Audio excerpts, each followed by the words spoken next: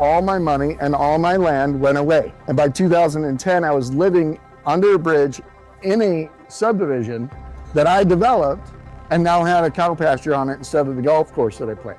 Okay, it took 18 months for a brand new home to be built and sold in the state of Florida. And so I said, well, now what do I do, right? And so somebody said, well, I'll just say the short version of this is somebody dared me to do something different. And what I did was I went to school and I became an EMT, and then I became a paramedic. And then I went and talked to the counselor and I'm like, a paramedic makes the same amount of money as a dude at McDonald's. What do I do? She said, well, you can go be a firefighter or you can go be a garbage man. And I said, well, isn't there something else in this field that I just spent 9 months or 12 months studying to go and do? And she says, well, there's nursing, but that's for girls. I said, sign me up.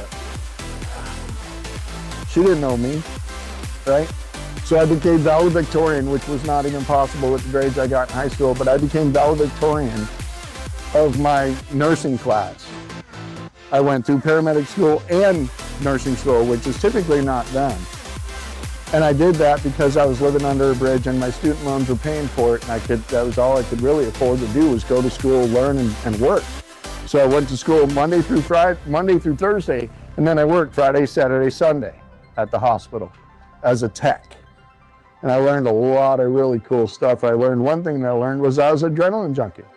I loved adrenaline. And so for the next 10 years after I graduated with my ADN, I got a BSN, then an MSN, and then eventually I did get accepted to Arizona State University and worked on 18 months of my doctorate degree before COVID.